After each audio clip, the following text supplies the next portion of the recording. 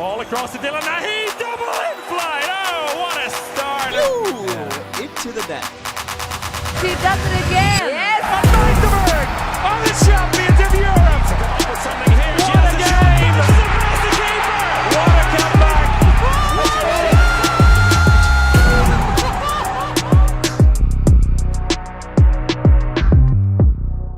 Which camera is it? That one? That one. Hey, it is time to talk handball again. Nice to see you around early in the morning. Just as a German celebrity likes to say, good morning in the morning from Western Germany. Nice to see you with me here today, Martin Velstrup. Nice to see you as well. You know, after a long day yesterday, but an excited day, you know. I need to tell you straight away that you would need to talk more into your microphone. Okay, I cannot look at you when we're talking together. I like you to. You can do it like that. Okay. Just like me lean a little over. Yeah. And, but look cool like that. Super, you know, a lot of impressions yesterday after we actually had 3 matches that were pretty close. You know, we have a tendency to forget about Slovenia against Hungary because we also had Sweden and France and then Denmark and Germany. But it's going to be interesting to hear what the players have to say and how exhausted do they feel and how much do they appreciate these rest days so late in the tournament because they have to be exhausted. And I'm also, you know, happy to welcome all the guys looking and girls and whoever looking with us today and, you know, have your questions ready because I think we're starting with the Swedish players. So it would be nice if you guys also would participate. And now you have the chance actually to ask the Swedish players your questions. It's not that often that you get the chance, but they're actually arriving in the arena now. So they are probably the most disappointed team that will attend today because they kind of had, you know, the final in their hands. But on the other hand, they also have to probably motivate and look forward to whatever comes tomorrow, you know. And it's a tough one, right? Absolutely, it absolutely is, especially the way that this game ended. I mean, we will talk with them about it. All the Swedish players are just arriving, actually, in the training suits. So, guys in the chat, if you want to talk to one specific player, just tell us about it. So we can always try and get all of them into our show here. We have 2 beautiful couches that we are able to comfortable seatings. Mm-hmm. The most comfortable ones that are here. we're actually in the sweet spot, in the complete sweet spot. Because just right now behind us you see where the media is lining up, and we have the possibility to grab those players and actually offer them something to sit, and all the others can't. Exactly, and my experience is that people, you know, on a rest day, they like to sit on a comfortable couch besides, you know, compared to standing up and getting all these big cliche questions, I would like to say. We will give them as well, and all the questions that you guys have in the chat. And otherwise, you know, I would say they look a little bit sleepy here. You can understand it after a long tournament, but we definitely have the best, would you say, circumstances and environment here. So I don't think we will struggle to get any players over here. We will see. I don't think so either, and that's the time to thank our sponsors here as well. So our Media Call live Twitch show is powered by Trivago as well. So whenever you're looking for a hotel, make sure to check them out, and they will get you a great deal there. And until then, we can have a look back at yesterday until we get our first guest in here. Because, it was a rather intense one. When did you actually make it to bed? First of all, I struggle a little bit to find a pickup because it's my first time here in the arena, so where to go to. And how long did it take you from the arena to get a pickup, actually? Yeah, it took a while, and then I found somebody. The way I got home is that I found someone that I knew, and they were going to a different hotel, and I was asking, "Oh, can you please take me with you, guys?" And then I went with them, and then I asked the driver if he was so sweet to actually take me to Hilton, so I didn't have to walk. And I think I was at home around, was it a little bit past 11 or something like that, and then I got hungry and I went over to buy a kebab, a döner, and nice. I was hungry. I haven't had anything to eat since 1 o'clock, and then Actually, is I your couldn't sleep immediately, I would say. is your hotel close to the train station, the main central? I actually think it is, and I'm allowed to take the train. I know that. I figured out yesterday because the ones that told me that I can come with them actually said, "Hey, you can just go with your accreditations card by the train station." But that was news to me when they told me. So I got home. That's the most important thing. And I think we will have Hampus coming in here and. Hampus, Hey. nice to see you. Nice to see you. One's for you. Hey. Yeah, good to see you around. 0 to 10, how tired are you? Well, like everyone else, you're physical, you're very tired. But mostly after the game today, it's even worse in the head, I would say. It's a mental battle right now. So a rather exhausting match for you guys. Maybe you can take us with you into your emotional world. How did you live through yesterday? Yeah, a lot of strange emotions, I must say. I said yesterday directly after the game that it felt weird. We should be standing there and feeling happy, but yeah, obviously we didn't.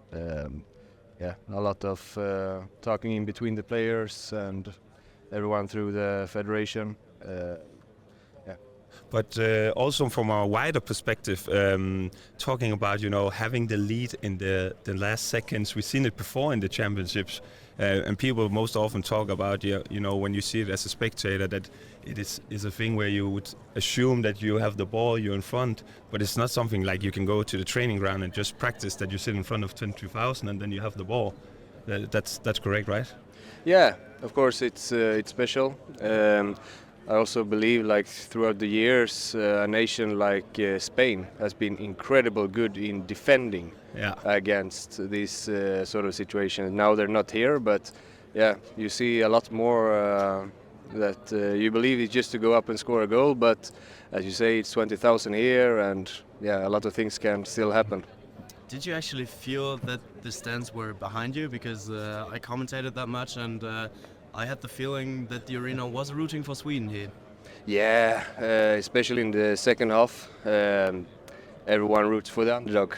It's always like this. Because the driver, when I came from the hotel to here, they said, "Oh, we really sympathize for Sweden," and also from a German perspective with the Olympic qualification, they were like, "We want Sweden to win, so we will cheer for them." So I think that's you're right about that. But how much do you appreciate these rest days when you are longer in the tournament compared when you're a little bit more fresh in the beginning of the tournament? Because there are some, you have to regenerate and get fresh for the upcoming matches. Also with your head, you said, not only physical. Yeah, it was nice to have one extra day, even though we were traveling for some hours in the train. You shouldn't underestimate it. No. It's, I wouldn't say it's as hard as playing a game, but still, you need to move all of the things. But for me, I also believe that we should have one day after the group stage as well. Everyone should have one extra day after the group stage and after the main round, because the risk of injuries and so on.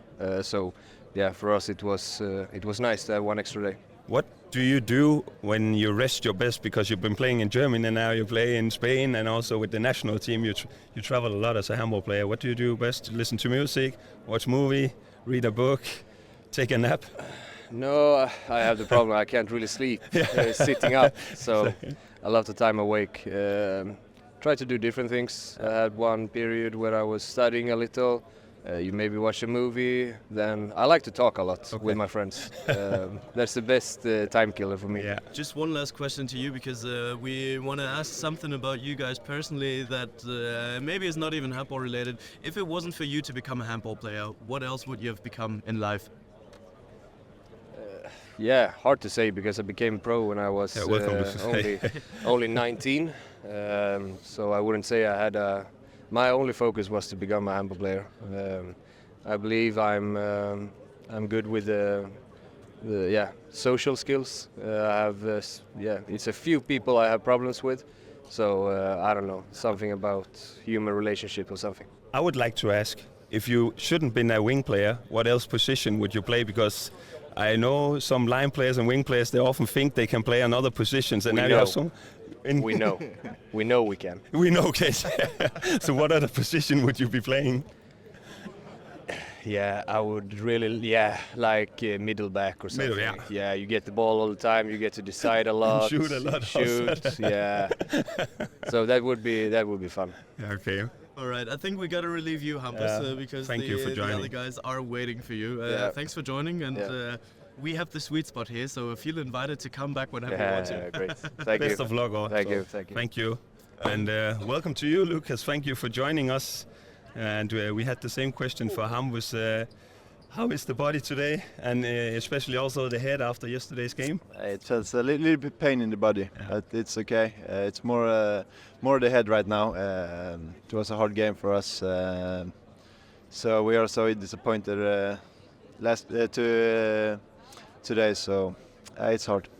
But I mean, the fact that you are disappointed it just shows where you guys come from, because at halftime you were 17-11 down. Maybe you can take us with you. What happened in the break? What words did your coach find? We talk about going in the second half with 0-0 and just do the best of this situation. We cannot do another. The first half is the first half, and we have to go for it. And we did the first 5 minutes. And we did like 5-0, something like that. Yeah. We are in the game again, and then we just push it, and it was really cool to see how the match was in the second half. It's also sometimes about momentum, because you can be one goal down, but you still feel like, hey, we are the guys who have the momentum now. Palika had a couple of saves, yes. You're getting some fast breaks, and that, will give you a boost and a feeling. And also, I think we also asked Hampus. My feeling was the arena was more cheering for Sweden than they probably were for France. I don't know how you guys experienced on the court. Exactly. It was the same feeling for me, but in the first half we had a good chances. Yeah. But we missed a lot. He was fantastic, Samir in the goal. So, but if we just score some more goals in the first half, we had the chances. So, good half for him, but we had good chances. Not a bad half in that way. Yeah. I mean, you guys didn't find the proper entrance to the game. One could say it like that. France started off quite early. Welcome, Albin. Welcome. You can ask them. France started off quite early with a clear lead. Were you surprised by the strength of France? No, not directly. Like I said, we had a lot of good chances.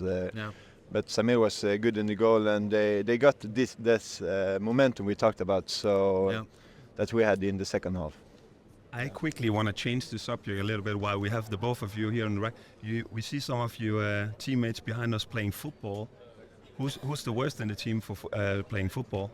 That would have been great to ask to Hampus, actually. That's because Emil Nielsen had me in the studio. They played together in Barcelona, and he said Hampus is the worst one. No. Hampus is okay, but Carl Valinius and the assistant coach, Mikael Appelgren, he's the worst. Yeah, he's okay. And you also really know him throughout your club teams and career, so you have probably been struggling with him a lot. Yeah, really much. And you, Albin, who do you think is the worst? Daniel Pettersson, maybe. Yeah, he's really bad. He's really bad. But also, how do you rate your own football skills? Because I was also about to ask, if you didn't play handball, would there be another sport you probably would be good at? Golf, I don't know. Darts? Yeah. Beer pong? Good question. All legitimate answers. No, nothing. For sure we will be a good football players. Yeah, for sure. The both of you? Yeah, for sure. We are like the best in this. Isn't it that what all handball players say, that they are the best football players on earth? It's going to be interesting if we get some of your teammates in here and we'll ask them, and if they say that some of you guys are probably the worst, I don't know. I don't think so. You don't think so? No. But Valinius for sure is the worst. For sure. You both play with the left foot as well in football? Yes. Yeah. Yeah. Okay. There's also Don't pass to the right one because it's so bad. Great. Well, Lucas, I think we gotta relieve you right here because the media is waiting. But thank you for joining in. And Thank you, even Luke. though I'm Best German, of luck. best of luck for the game tomorrow. So you can just come over, Alvin. Actually, what are the ambitions for tomorrow? I asked it the German guys yesterday as well. Are you playing for bronze or are you playing for the Olympic qualification?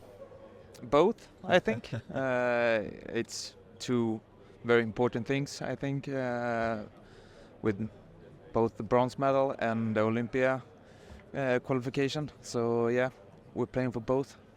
And now that you've experienced both the main round in Hamburg and actually Emil Nielsen yesterday, he told us that there were a lot of Danes standing behind them throughout the main round.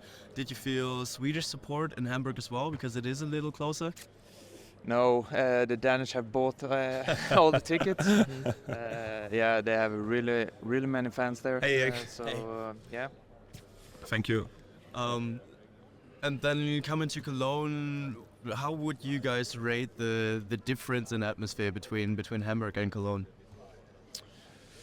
Oh, good question. I think both places were really good. The atmosphere in the arena. But yeah, I think Cologne has the best handball arena in the world right now, and it's really nice to play here. So it does feel special for you as well to come here to Cologne and play some important handball matches? Yeah, of course. And it's gonna be a fun game tomorrow, I think. But you probably won't get the support that you guys felt yesterday. I can probably see that. Yeah, I know that. But I think They it's. both play in Germany. Maybe there will some sympathize for them as well. I don't think so. Actually, can you pull strength out of that as well when the whole crowd is whistling against you? Because the Danes, they seem to be a little bit, maybe even surprised that after 2 passes that they played, the whole arena went wild against them and everything was whistling. Is that a motivation for you guys to silence the crowd then? Maybe, but personally, I don't think about it that much. When I play, I don't hear the It's crowd. probably that also much. important to have a clear head when you play and to have in mind. How about yourself? I actually get quite motivated. I think it's actually really nice that of course I wanted to have 19,000 Swedish people here, but I think it motivates me to and gets me energy if I have 19,000 German people screaming at you. And I want to know, since you both also play in Germany and also when you play away, there are no easy games, and it's always nice to come to full arenas. What comes to your mind when you think about some of the craziest atmospheres you have experienced? It can be in your club teams as well as with national teams. Is there something that stands out, or was yesterday kind of special when we're not thinking about the results? And because the game was also, you were behind, you were coming back, you had the momentum and the boost. Yeah, good question. Yeah. But one thing that I always have in my head is when we play the last VM in Gothenburg, in Scandinavium, when we had the 12,000 Swedish people there. That was really nice. So, yeah. I think we gotta relieve you to the rest of the media. We Thank have you. been stealing a lot of your time already, but feel free to join our couch whenever you'd like to, because you don't get many seating possibilities here. That is for sure. Thank you, Thanks for Albert. joining. Thank you. Thanks for joining. Yeah, Eric, you can come a little closer here. Yep. I want to start it off before. Go ahead. Because we asked Albin and Lucas who was the worst football player in the team. Can you tell us that? And I'm not going to say what they said before you answer, Eric, but you weren't the worst they said. Okay, that's good. Yeah. Just the I second did I didn't hope that as well. We have a few that's not the best. But think that are the best? Yeah, Jim Gottfridsson thinks is really good, but is not up there. The worst. The worst, I now I'm spoiling a little bit, but they mentioned a club colleague from you in Kiel being one of them, maybe. No. Oh, you No. In that case, I would back him up. Yeah, I don't think great I don't think teammate. he's the worst. Technically, I would say Max is the worst. Yeah, he's just player also. he's just physical, and if you come near him, you don't want to be near him. So So he doesn't do sliding tackles when you guys are warming up for football. He just hugs you Exactly. down and wrestles you to yeah, the ground. exactly. But what about Bergendal? Oscar? No, he thinks he's Neymar. Zlatan Or, Ibrahimovic or yeah, something. Yeah, he dribbles all the time and think he's the best. So Zlatan retired. Sweden needs a new one. okay. That is for sure. I don't know if it's Bergendal. No, definitely not. Sorry. But maybe to get back to the handball talks as well a little bit.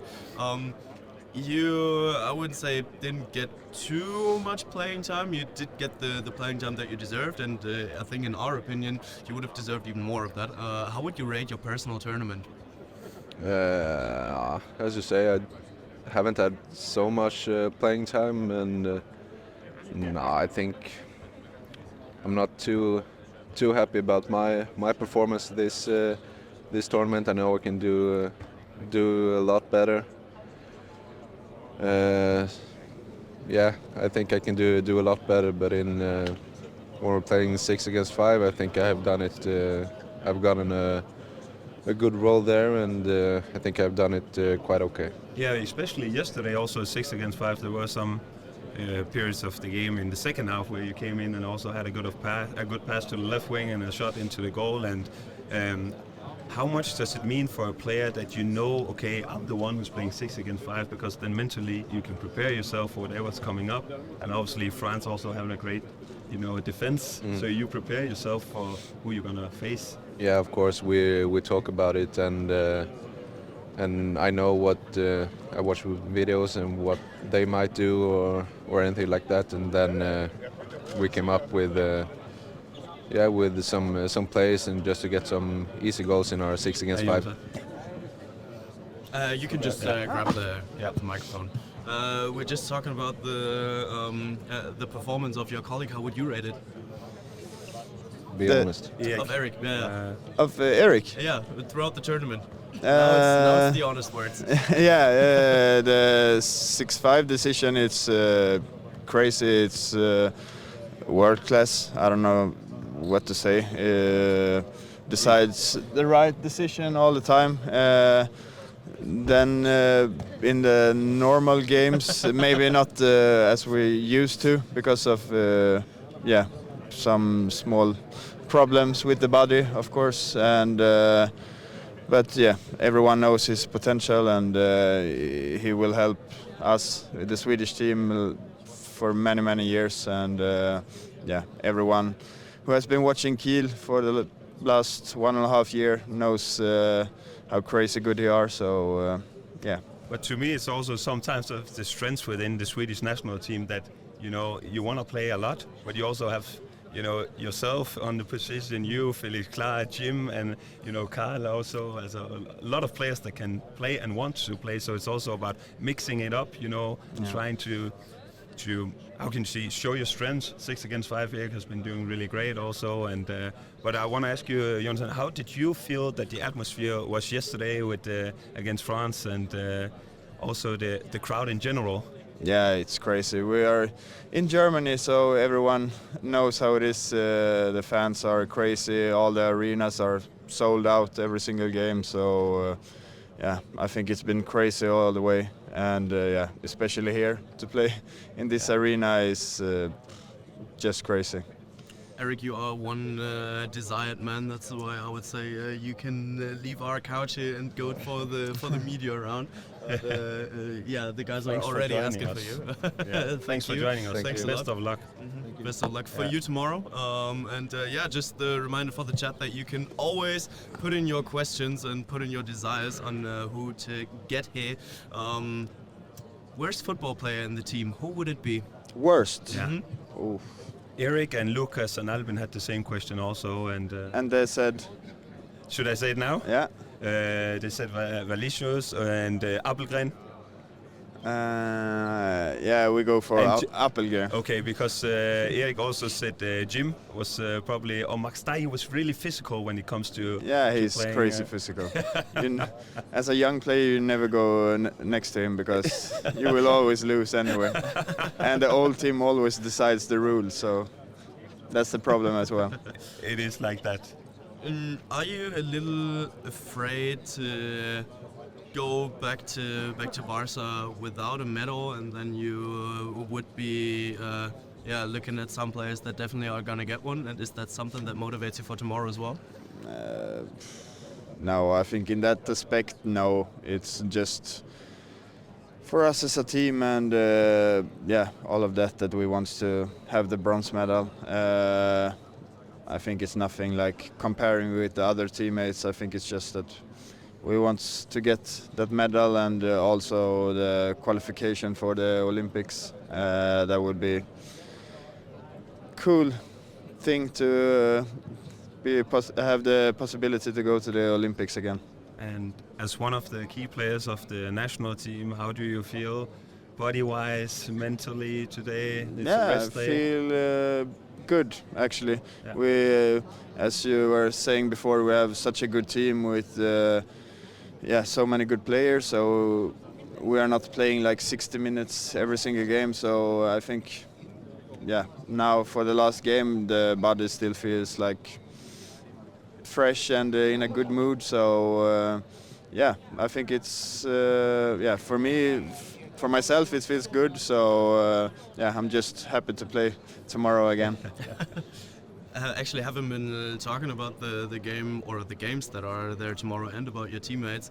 You will be looking at a final where both of your teammates play. So you have Emil Nielsen in goal, but you have DKM on the other side, just to name some. Who are you even rooting for? Oh, it's hard to say.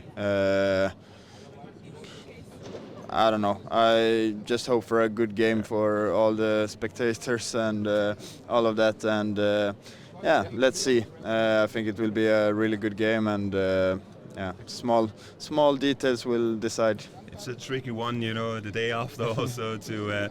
But I was also yesterday. I don't know if you have any news on that. Palika, he kind of twitches his ankle or anything. How is it with? Do you know anything? Yeah, I think it should be good. He should be fine. It was some small accident with, I think it was Fabregas who not pushed him, but But I also think you as a player are accepting a lot of pain when it comes to terms of being able to play games like these, and not only the semi-final but also bronze medal, final, whatever comes up. I think we are all used to it. Maybe when you're cold and you feel it, but then when you start to warm up or start to put in some pills in your body, and then it's fine. Did you put anything in Andreas's body yesterday at halftime? Because it was insane how he went out of the break and saved almost everything that came to his goal. Yeah, I did not. Maybe he did by himself. I don't know. But that was a crazy performance. But everyone knows how crazy good he can be. So that was almost enough. But it seems like he's showing up a lot. Palika, he likes these big games, I remember also the last championship, the European. These big games is like, okay, first half maybe not that many saves, but then he came out, saved 3 penalties or something like that. He's and that was even that double save where he saved the penalty and the rebound. What does that do to you on the court when you just see that your goalkeeper is backing you up like that? Yeah, but it's crazy. It's just typical Palika. I don't know what to say anymore. In the beginning, you were like, wow, but now you're not even surprised anymore. And that's also a crazy part of it. But of course, it gives us a lot of strength, of course, and we can be. Everyone else can be a little bit more calm, of course, because you know that if you have they have a penalty or something, then we have a good chance. Yeah, but it's also a collaboration, I would say, against you, Oscar, Max, and also trying to get the shots where you want them to to have the shots on the game plan that you're making before the game. Yeah, exactly. Just give him penalties and he will solve it. And I mean, we can be calm now as well because you have been with us, but the other guys are running riot behind us to get you in front of their microphone as well. Yeah. So it's a best Thank of you, luck Jonathan. for the game tomorrow. Thanks a lot. Jonathan. And Thanks. here's the guy that gets the most important question of the day. Who is the worst footballer of your national team? So I heard rumors that the guys have already answered this, and I just want to say it's completely out of this world that they can say such words. But Just a second, we need to clear it up for all the audio listeners right now. Yeah. This is Carl Valilio sitting there. So, in my opinion, I just want to make it clear that I am not the worst. Are you the best though? No, for sure not. But I'm just not the worst. But I want to say, you also as a left back, I'm not, throwing anyone under the bus here, but maybe the guys who answered the question was playing on the right back position. It's not all of your teammates that said you, I want to say. Many of them said Appelgren as well. Yeah, but that's just because he's a douchebag. And then many people also said Max Dye because he's pretty physical when it comes to, especially the younger ones. And so it's not everyone that said you. I'm not throwing them under the bus here, but you probably know who it was. And he came over to you when you were playing over there also, I think. Yeah, I know, Lucas. Yeah, he told me straight away. He said he threw me under the bus, so it's all right. Okay, now. But I have to have a look at the clock here because we almost used up your guys' time. Maybe just one more question to you. How do you feel today after everything that happened throughout the tournament and after yesterday? It's so hard to describe because, we've really... most of the guys have left their families at home, I have my family in Sweden, but, I live alone, so for me that's not the problem, but still you take this time and, it's really hard being away for that long, and the team that we are, the feelings that we have created around this team get just like destroyed in one day. It's so crazy. Still, we have a really good connection between us. So I think this will only make us stronger, but days like these, you just feel hopeless. I can although see that actually you, although they said your teammates Just said. a reminder, we need to cut it here. Yeah, but that you probably want. But you're getting actually the most love that we're having in the chat here. Mihai from TRL, he's a Kiel fan. He said Kalle, and also Sprungwurf TV. They say so. You're actually getting the most love. So although nice. they said that you were the worst of football, we don't believe in them. Then thank you for your time, Carl, and best of luck also in the upcoming matches for whatever Thank it you. brings. And Thanks a lot. enjoy the rest day. You guys probably played need. a great tournament, that is for sure. Thanks a lot. Congratulations for that, and with that, enjoy your rest day and have a good breakfast probably. Thank you. Thanks, guys. Tack. That's it for the Swedish team. And if you guys are listening over Spotify, maybe just a quick recap who we had in front of the microphone. Help me out here. We had Erik Johansson, we had Jonathan Karlsbogard, we just said Carl Valinius. Labergren, Lucas Sandell, Hampus Wanne.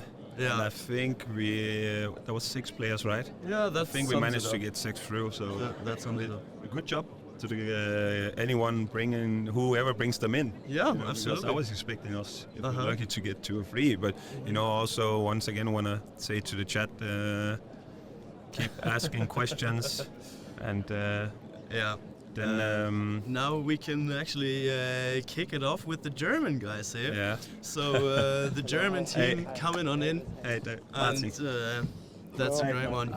Yes, hi.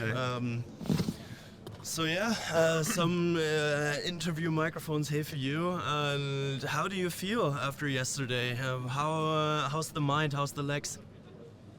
Hello. We are very disappointed because it was a tough game, and in our country we want to win the game. But now we're disappointed. But tomorrow is a new game, and then we have to fight for the bronze medal. Yeah. How about yourself? Yeah, it's the same. The lose is still in our mind, I think, but we have to focus on the next game, and we want to win the bronze medal. And so we have to go on.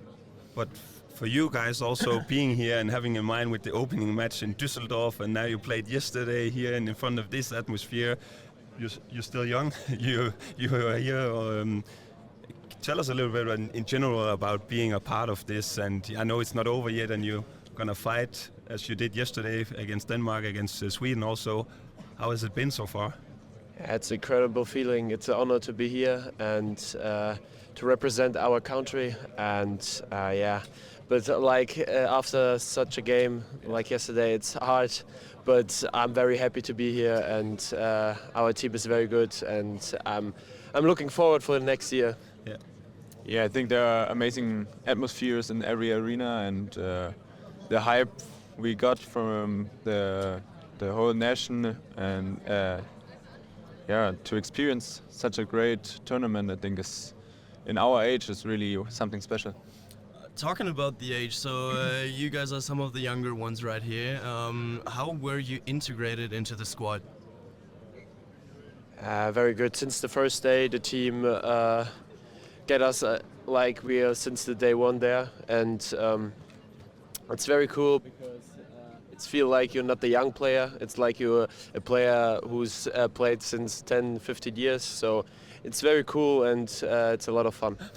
Actually, I always forget it. We are doing this as a podcast as well, so we need to introduce you guys with your names there as well. So we're having Niels Lichtlein and David Späth here with us. Actually, is it David or David? David. All right. Good. We need to get that clear. Okay. David, how much can you learn from Andi Wolff? He's a world-class player, and I can learn much from him because he's maybe the best goalkeeper of the world, and I learn a lot of him, like on the field, and it's an honor to play with him, and I hope so. I have many tournaments with him. I want to know also from you, Niels, because we were sitting up there and the people were also asking, I wonder if you're going to see Niels today. He's a left-handed, he can bring some speed into the game. How do you see it from yourself without being rude? Haven't played that much, from your perspective also with the ambition coming into, because so far you had also a great season with Fischer Berlin.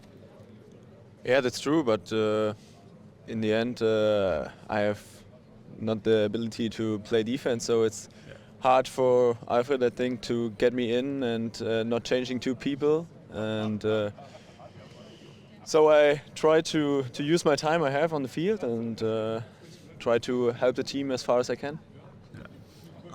Especially talking about you have been coming in there yesterday as well. How tough was it in the second half against this Danish team? Because they started off the second half with a 7v6 immediately. And how did it feel for you guys? Yeah, I think in the end that was the changing tactic they took, and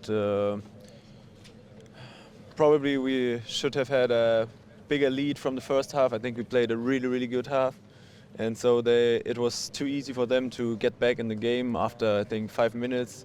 They were on the same level as us, and we hadn't the same contact in the defense because there were 7 players and we just had 6, so it was harder to get them to get the feeling, and they took their chances really good. We need to ask also before you let you go, guys. We asked the other guys actually also a question: what sport would you play if you didn't play handball? But before I'm asking that, I want to know who's the worst football player in the team. Yeah, I'm sorry. Oh, it looks like you guys. Maybe when you ask the other people, they would say me, but I wouldn't. So I would say I'm not the worst. Yeah. But I think I would play basketball. Okay. Yeah, I like to play when I'm not playing handball. So but football, no, it's not for me. Who would you say is the worst if it's not yourself, David? You can answer while you can think about it while Niels probably answer the question if you know it also. So I would say the one I would always do in the goal to be the goalkeeper is Renars. Yeah, I would also say Renas Ushins is a worse player. So no, he's not that bad in standing on the right position. Okay. But he's not that good in shooting, and he don't know where to shoot exactly. Oh, okay. I think we fight for the first place. Yes, probably. David, you did come in during the opening match against Switzerland there as well. The stands went wild. There were 50,000 people in the arena, and Andy Wolff, I mean, he did an extraordinary game. But then you're coming in. Maybe you can tell us, just the last question, tell us a little bit about it. How did it feel from the inside? It was incredible. I can't explain it with words because it's such an amazing feeling when you stand on the court and you look up and you saw so much people, and yeah, I was a little bit nervous, but I'm happy that I have also save. And yeah, it was a big feeling because I played 1 or 2 games here in the Final Four in Cologne, and it was incredible, and this was the next level, and I'm really happy and honored that I was a part of it and of the world record, and yeah, I would tell my children's and grandchildren's from that.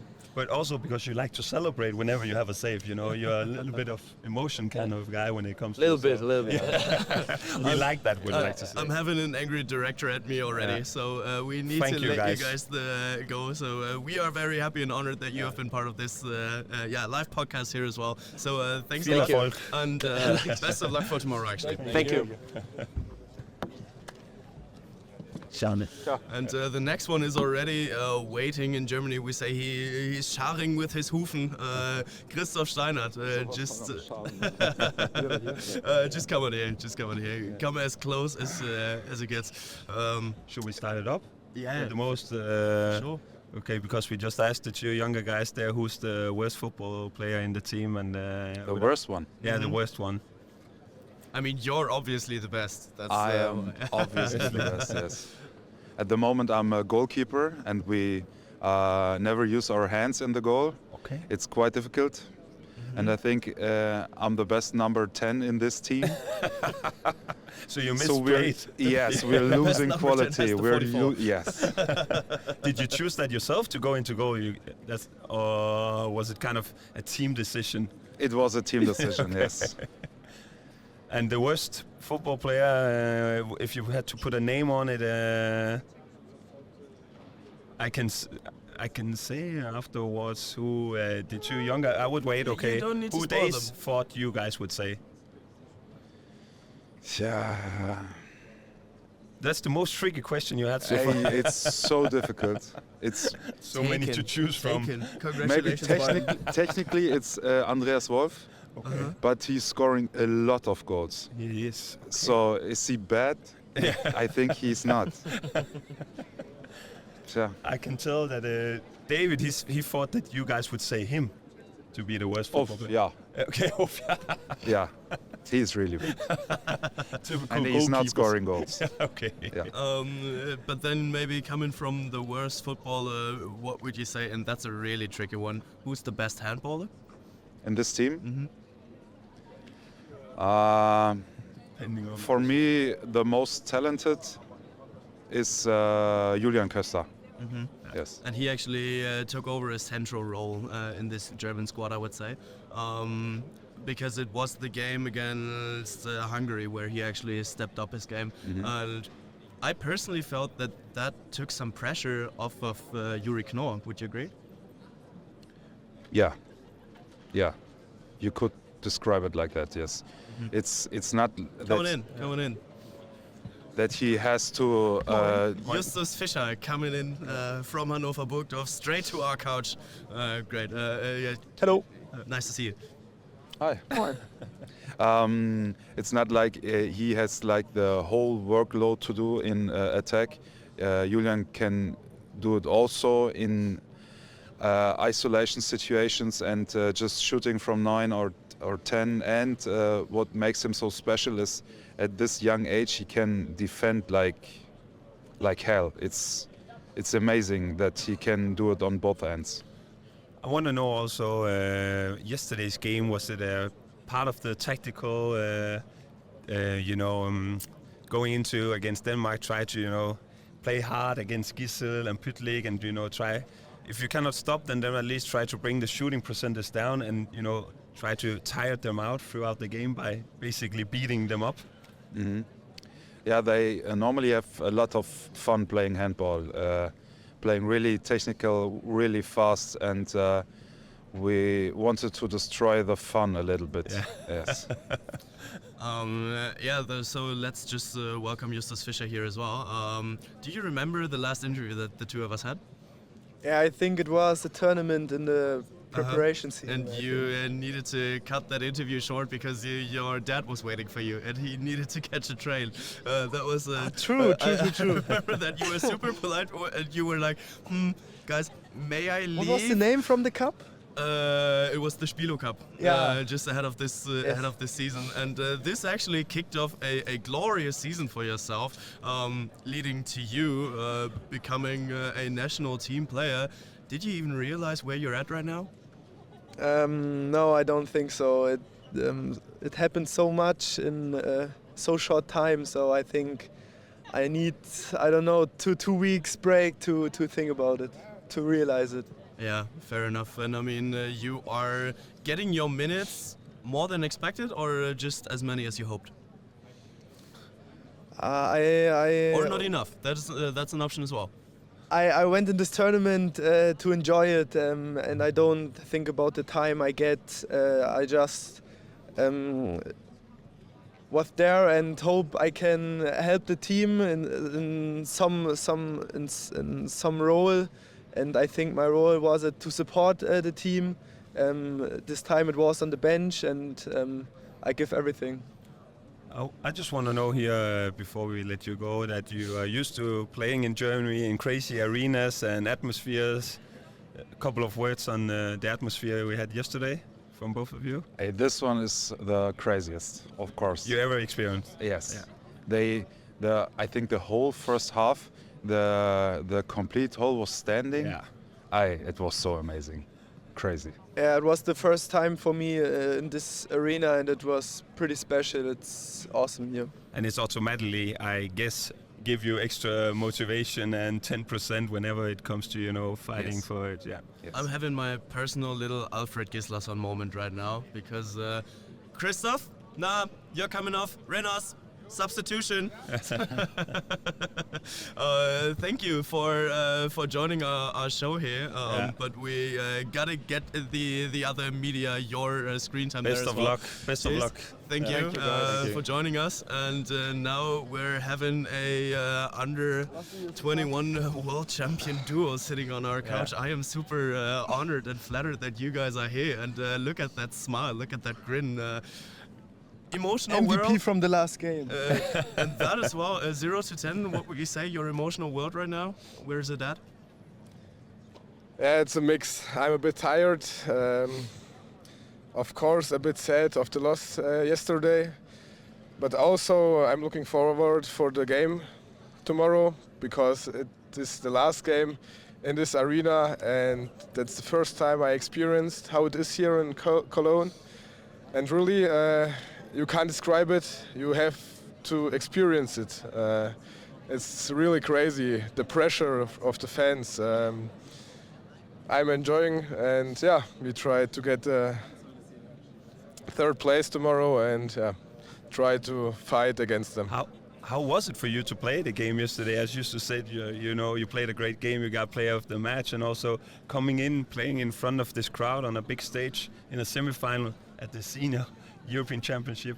How were you mentally nervous going into it? Yeah, I was nervous, but at this moment when I came on the field and the game started, I just started to enjoy. Yeah. And the first action, if there was positive, you have another confidence. If the first action maybe is a technical foul, for example. And then also the second action was good, the third action was good, and then you start to feel comfortable and just enjoy the game. We also had a run in the first half, and yeah, that was a really great experience, even if we lost yesterday. And for now, we need to let go of Justus, unfortunately, because the need media a is quickly, waiting for Justus, you as before well. you go. The worst football player in your team. The worst? Yeah. I would say Arena Sushkins. Okay. Oh, interesting. Thank you. Good for you. That's the first time that your name is being dropped with that. So, Justus, thank you for. Plus David Späth. Yeah, thank you. David It's Späth a also combo, said it's a they will, combo. you guys will probably say him. He said David. So good luck tomorrow. And he's handing Amen. the microphone over. You can answer to that as well. Yeah. Now, Justus is Justus don't play football, Yeah, so okay, he doesn't so play. maybe because he's the baddest, so. He said, "Oh, I have here problems but on my he's- hamstring. I can't play football." So. Nah, he's from and Hanover. He's He has to 21. be a good one. He has 21. Say, "I have problems with my hamstrings. I can't play football." What is this? Basti, what would you say worst footballer of the German national team? David Späth. Yeah. It's funny because before he answered, he didn't even answer the question. He said, I know everyone's going to say me. I don't know why they say me. So he didn't answer the David question. actually went for Renas, did he? He did after saying. But I also think that maybe Fishy is also a good pick. Or maybe he has feared to show his talent. But I think it couldn't get worse. But David is a good goalkeeper, but not the best scorer. Steiner said that he was kind of misplayed. He was in goal, but he thought that he was the best number 10 in the team. And also he said that Wolff is probably not technically the best, but he's scoring a lot of goals, Wolff. So how do you think about Steiner saying that he's probably the best outfield player, but then he's in goal? And he said it's a team decision to place him in the goal. I think the offense from Team Old starts on the goal, and he finds good solutions, kick and rush sometimes, and then they have Kohli in the front with his massive body, takes good control over the ball, and then he has a good eye. And sometimes, when Andi is hitting the ball perfectly, then our goalkeeper will not find a solution for it. Let's kick it over to a little more handball-related talk here, because you guys actually managed to go into the semi-final. Unfortunately, that's where the road to the final ended, but still the tournament is not over yet. With what mindset and what expectations are you facing tomorrow's match? I think tomorrow is a really important game because it's also the qualification for Olympic Games, and that's a big goal for us. We want to share with our fans another great game, and we want for them to get the third place because they also deserve it. And also for us because we fight every game for 60 minutes, and we want something in our hands. Yeah. Last question to you before we release you to the rest of the media. Just a craving for you to come in front of the microphone. Comparing Max Schmelinghalle in Berlin becoming youth world champion at home versus 20,000 people whistling at each and every Danish pass that has been passed in the semi-final. What is higher? That question is clear. Higher is Cologne. And Berlin was also really great for a youth championship. Was it really perfect? But this one, you can't describe it. This really great, and I'm proud to experience that.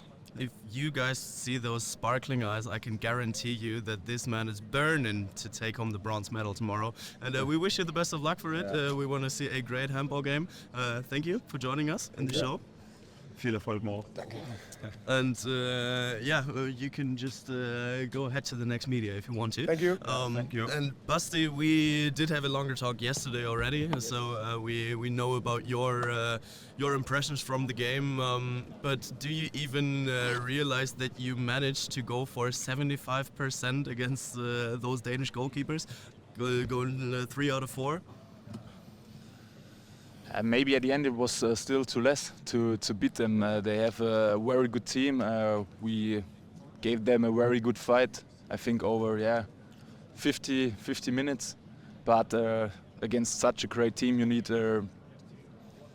for us maybe a nearly perfect game to beat them. And if for us it was perfect the first 30 minutes, then we had a little bit a difficult phase over 10 minutes, where they find very good solutions with the 7th player on the field.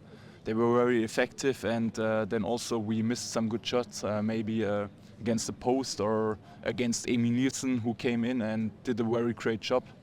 And then it's difficult when you're behind 2-3 goals against such a great team which runs the whole time, scoring easy goals and have world-class players in every position. Then it's difficult for us, but we're still happy about the fight. We beat them, and we have to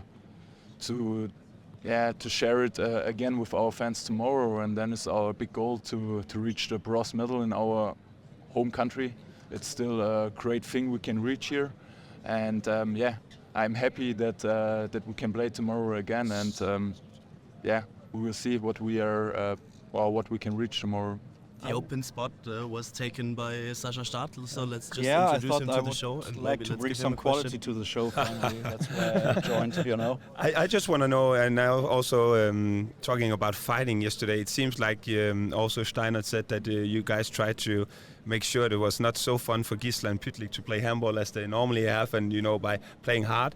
Did it change anything for you that you early got 2 times 2 minute suspension? Didn't you even think about it? And just because I think when you deliver best, you come with full power also when it comes offensively and defensively as well. Because then it's a nice thing also of being able to give a hard time to the other players. Yeah, for sure it's more difficult, and you have to be more careful when you have 2 times 2 minutes. And I think the first one, I think it was not as 2 minutes, but then in the second one, I was maybe a little bit too motivated. I want to close him, and he was a little bit sideways from me, and I want to put him in front of me, and it looked bad, but we are all handball players.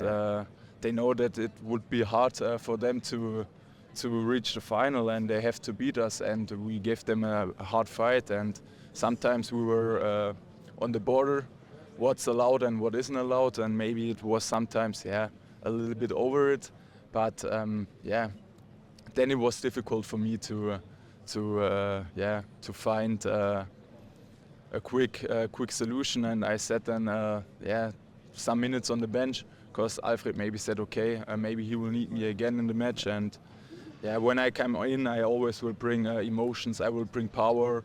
I will show that we can find solutions with cleverness, also with playing hard. And we're happy about the fight we had yesterday, but still a little bit sad. Sometimes it's also as a player maybe testing where is the limit from the referees. You don't know before you actually getting to test it as a player. Yeah, for sure. When I came in, the other ones had a high standard. What's allowed. Yeah. And then I came in, and I had a little bit, maybe it was a little bit unlucky the first time, but it was, I think we found it at the end what the rest are allowing to us, and looks like you're going to get subbed, you know. Yeah, looks like you're being Mihai subbed was off actually against the asking before goalkeeper. you stop, do you have time to watch the Bayern game today? He said, hello Basti, do you have time to watch Bayern's game today or handball in your focus? I don't know if you're a Bayern fan or anything here when it comes. Are you a Bayern fan? I am. Good that you're being subbed off right now. So. Then we're changing you. now. Yeah. All right. We changed. Just swap and it best of around luck and, tomorrow. And thank you. Thank you. Thank you. Same to you. Have fun. Yeah. Thank you. Getting the next one in. Martin. Andi. Yeah. Nice to see you. Nice to see you. Here I'm excited to have you here, Andy, because he's one of us. Yeah. Because we were asking your teammates about a question about being the worst football player. Who was the worst football player in your team? You are kidding me. Every time in this team and something bad is asked and it's coming up, it's always the answer: Andi Wolff, Andi Wolff, Andi Wolff. Oh, you weren't. It started last year, and I would say many people would say Oh, David Späth. No, but one said maybe you would probably think that Andy is one of the worst, but he scores a lot of goals. They said to us that you score a lot of goals. I don't know. You probably can confirm that. I wasn't exaggerating because they said he's one of the worst, and it's not true. I'm just old. That's because I'm slower than them now. Smarter, It's probably. all about experience, right? You know where to be. Now in rehab, one of my coaches said to me like, "Who is running a lot has a bad positioning." You know. Maybe to kick it off here with a little bit talks of yesterday's game. How did it feel from your perspective, being down there on the court and the whole arena just shouting your name more than each and every other name on the team? How did you experience it? Yeah, it's an experience that I fortunately made throughout the whole tournament. Of course, for me, it's really honoring and it's flattering. But the most important thing for me is, of course, to win games. Therefore, I'm really disappointed about the match yesterday. We had our chance to beat the 3 times world champion, and I think if it weren't for the 7v6, we would have made it. But in the end, their technical skills were too high for us. Their pass quality, their speed was too much for us to match it this year. But we will be back, and one day we will beat them. How? I just want to say one thing, because we are up there in the box, and what I like a lot is that the fans respect Andi, and he respects them. When you get into the court and your name is on the screen, there's an extra roar in the crowd. They're like applauding you more than any other player, and you're always doing this spin and you're applauding back to them. And I think that shows the respect from the fans to you for what you have done for handball in Germany, but also the respect that you have for the fans. Of course, our sport lives and falls and dies with our spectators. That's what made this tournament great, and it's what made our tournament experience really memorable. And I also recognize, of course, that the fans are cheering for me, and that's why I usually, except for yesterday, what I'm really sorry for, but my health condition didn't allow me, I take my time to sign autographs, to make some photos, because it's our way, our easiest way to give something back to our loyal fans. And we are really grateful for each and every single one of them who was showing up throughout the tournament, and we are really proud that we could be part of such an amazing tournament so far. Yeah. And respect to that also, I think that also says a lot. But I also want to know, because you spoke about 7 against 6, Mikkel Hansen, I only think that he scored on penalties, but you know, how is it whenever you're sitting and watching videos and then comparing, because Mikkel was probably not scoring the goals, but you said about the passing abilities, he had a lot of passes to the line players, they gained some space, but on the other hand, you have Pytlik and Gisel. From your perspective, is there anything where you have a saying to say, okay guys, maybe I want to try Kirkeløkke on the right wing because he's on the right wing now, and normally... But even he scored yesterday. Exactly.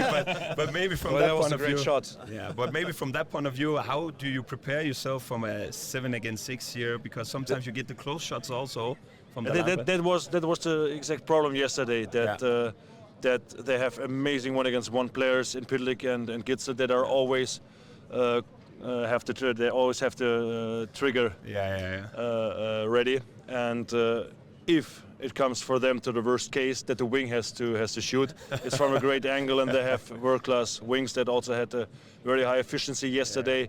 And Mikkel's experience is immeasurable for this team, and of course he has not the same role as he had several years before when he scored 15 goals every game. But you could tell that he gives his team so much, that his role, especially in the 7 against 6, was crucial for them. And I think in the deciding moments of the second half, he gave like 3 or 4 times in a row the direct pass to the pivot, what basically led first of all, of course, to the goal, and second of all to the opportunity that the right wings could immediately change, and Emil Nielsen could come back in the goal that we never could, even from a safe, benefit from these empty goal situations. True. I have to have a look at the clock here, and time is up for the Germans. Then I have to quickly ask, how do you feel, Andy, after an injury and a recovery? Your body is feeling fresh, ready for tomorrow? Fresh? My body is neither fresh nor ready right now, but we will go. Okay. We will get there, and my neck, or like more to say, the byproducts of my neck injury showed up yesterday a little bit, but you know, I'm not getting younger.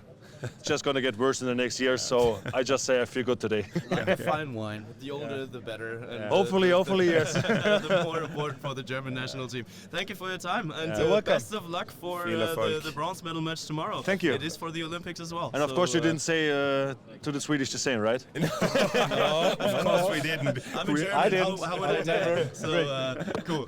Thank you, and best of luck again.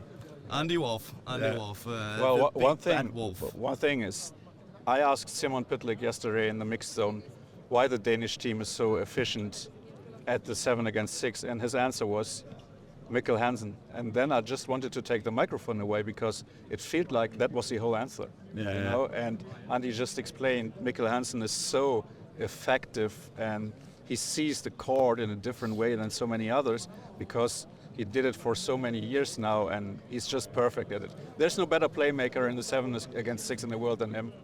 Because we also spoke about it in the studios, I said, the thing about him making great passes, but he also has to be dangerous himself. He had one shot, and he saved it. It kind of, hit his shoulder or something like that. But also, I think in some way that the defenders also respect in terms of what they know Mikkel Hansen can do and what he has done before, because, as I said, he's not a goal scoring, but the overview and the passing skills that he has is probably the key for Denmark yesterday to make it against the German defense, who was great in the first half. Yeah, and if you are the playmaker in the 7-against-6, you just have to look dangerous. You don't have to score. Yeah. And they all respect him because they know his shot is still lethal.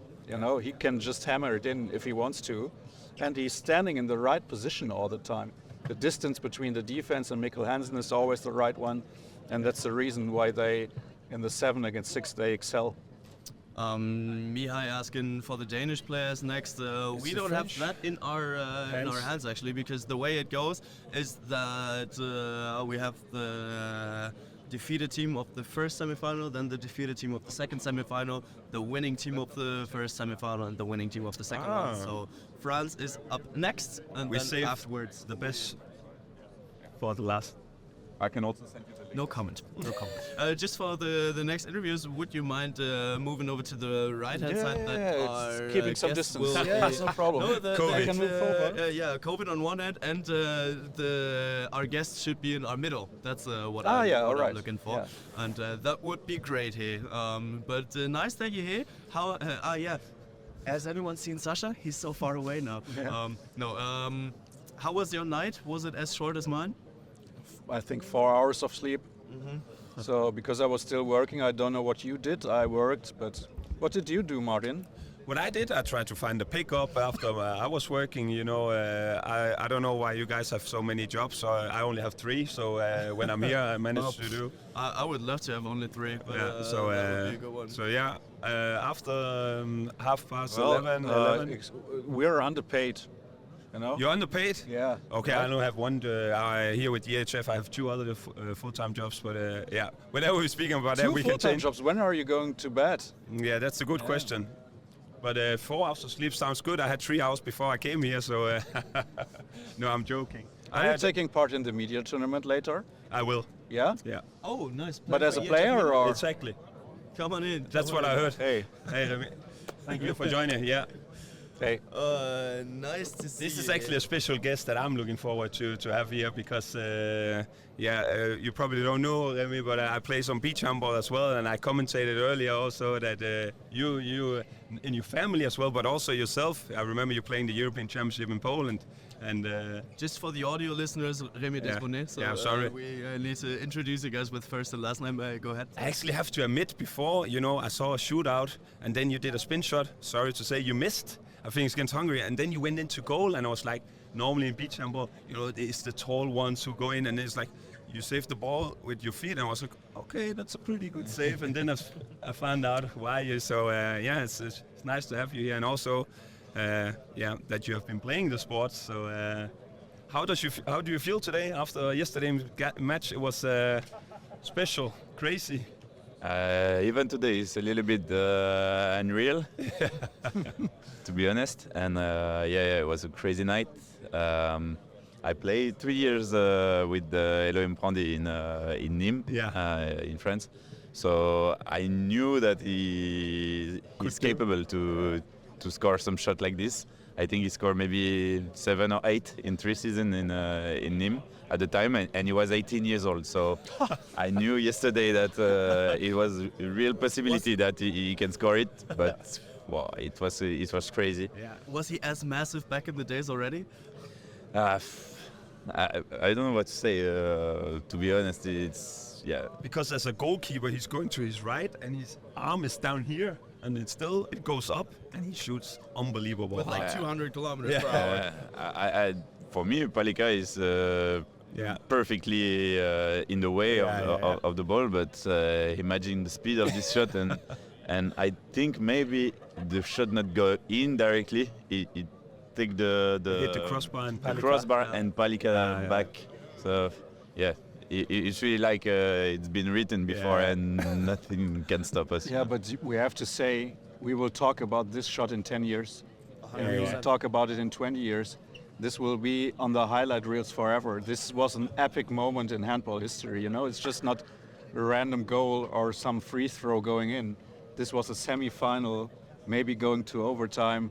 And I think we really have to, cherish those kind of moments in handball, right? Yeah, and we must say that it's in Germany, in Lexex Arena, full, just in front of our family. Our family was just in the corner, so it was, and in a semi-final, because I only recall, maybe Mikkel Hansen have done it before, but Brandi in a semi-final, and to do it like that, after you were 6 goals up by halftime, coming back 2 goals behind. I think you were 2 goals behind with 50 seconds left or something like that, and then you had the ball, and then. Exactly. I think I see this moment maybe 20 times last night, and I think we are down by 2, and it's 44 seconds. Yeah. I think something like this. So. You can play it 1,000 times and you will lose it. That's what we said also. How many times is Victor Thomas said it's once in a lifetime maybe. But actually, how happy are you that this shot was not against you? That you were not standing in goal there? I don't want to think about it, to be honest. But yeah. And in the same time, I have to say that I have a big thing for the Sweden team that have played amazing handball during all tournament. They are one of the greatest team in the world, and it's terrible for them, really. We are so happy now and focus on the final, but in the same time we need to congratulate this team who is playing amazing, and they have done everything, I think. Yeah.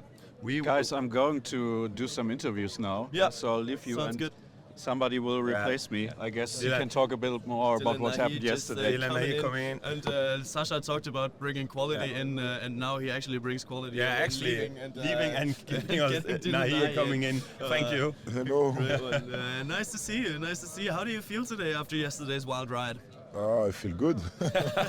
Of course, I feel good. It's final for us tomorrow. After this semi-final, really,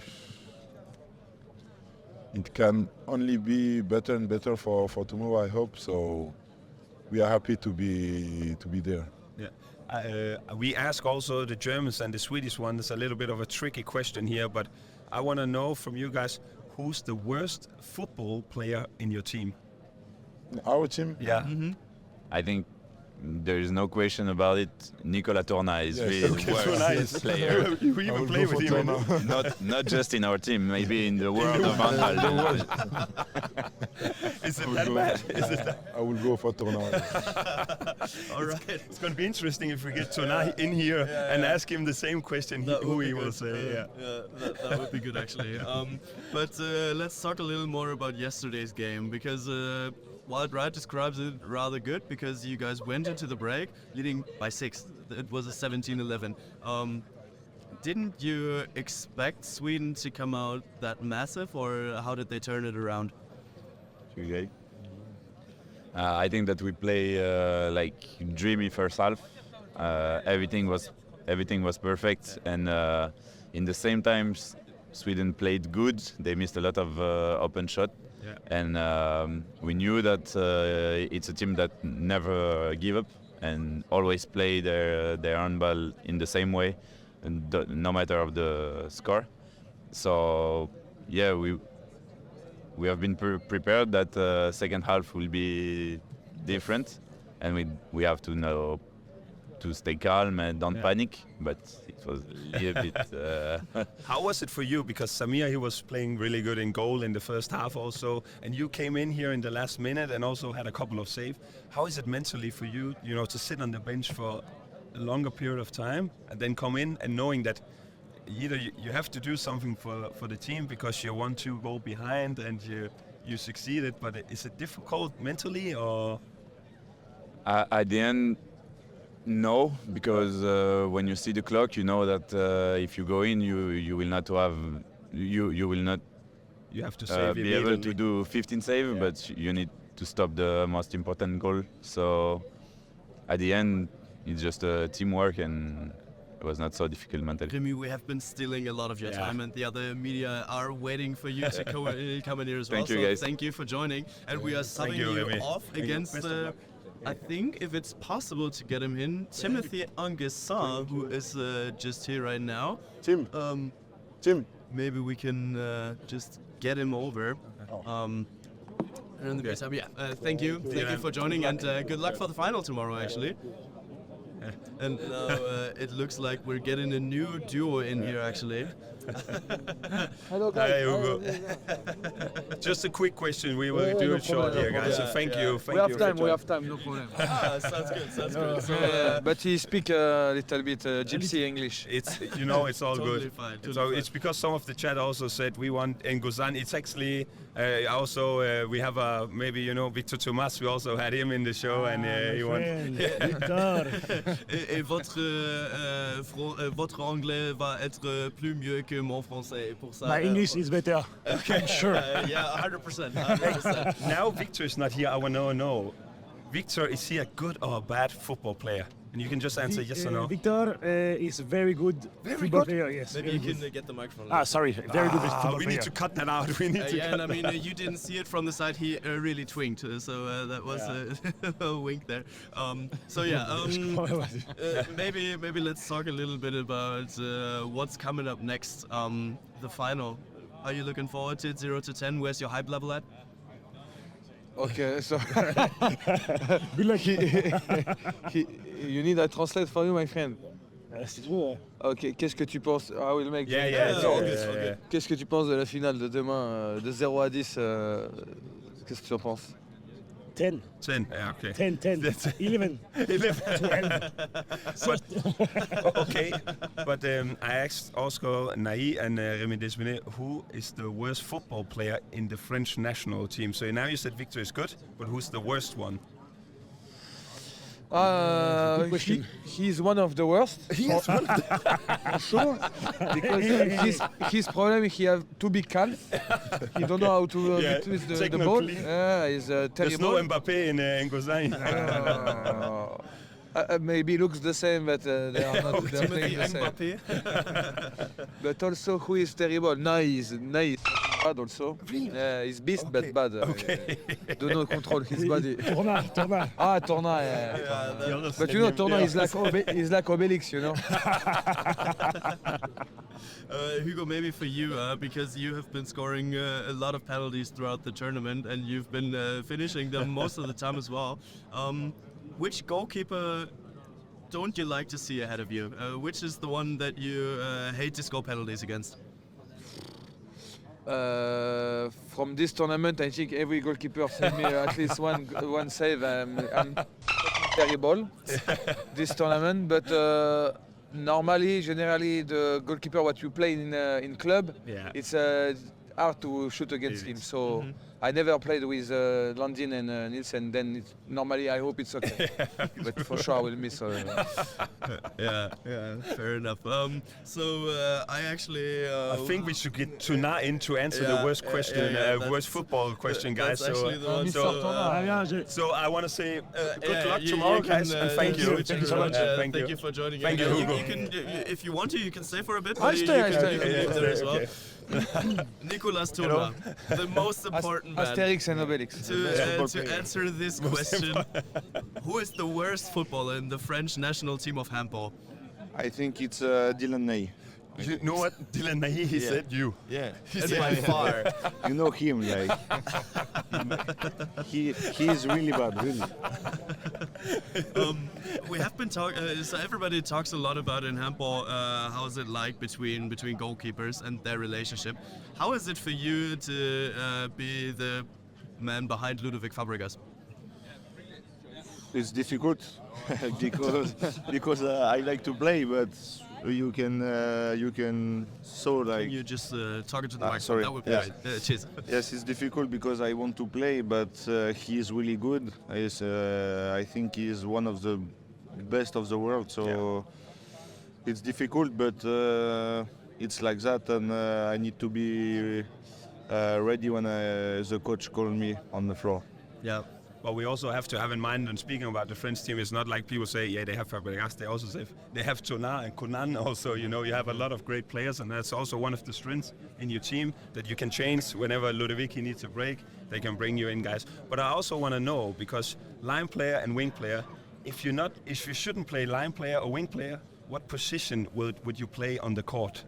Would you be a playmaker? Coach. Playmaker for Coach, you would be the coach and you would be the playmaker. Playmaker for sure. I'm so good. Because then you can shoot all the time. You can take all the ball. One against one. I think yes. Yeah, and I mean you would being be coach and shooting penalties. Coach player. Player coach. But you would be just such a good playmaker because you're such a good footballer as well, right? Of course. In football, sorry, but he's striker. Yes. So he missed a lot of easy The top situations. scorer in football of the team. Yes. Okay. Well, I believe in you if you say it. Like Peter Crouch. Peter Crouch. Somewhere in that direction. Maybe let's look ahead to tomorrow a little bit. How are you expecting Denmark? Denmark, they are one of the best teams of the world. Of course, it's not luck that they are in final for sure. They play a lot of fast break and they are fast, so tomorrow will be very hard. But we saw that Germany beat them strong, and maybe this is the key for win tomorrow. We need a lot of peep noises to head over the interview later on. No, but it's good. I like it. All I good. like All it. good. It's because of the. Yeah, I like it. I'm true. I'm like this. Yeah, you can 100%. say it. That's the beauty about life. We don't cut it out. Yeah. But I want to know because yesterday I had a little bit of feeling that maybe some of the crowd were cheering a little bit more for Sweden because if they won Germany Olympic qualification, how did you feel like playing in the arena and the atmosphere in general? No, really. For me, really, when we are on the court in the game, like you didn't hear too much. Like really, when you are on the game, I don't know. I had feeling that which game was. I thought against Austria, Germany need that we win, true. and was really nice that Germany support us. Yes, yesterday was a little bit strange. Yes, like everybody support Sweden. Yeah. But I hope tomorrow Germany will push us a little bit more. It will be nice. Yeah. All right, that's the advice out to all the Germans watching us right now. And I'm looking at your arm here. There are 5 rings. It's not the Ariana Grande 7 rings or the Tom Brady 7 rings, but it's the Olympic ones actually. How much are you looking forward to Paris 2024?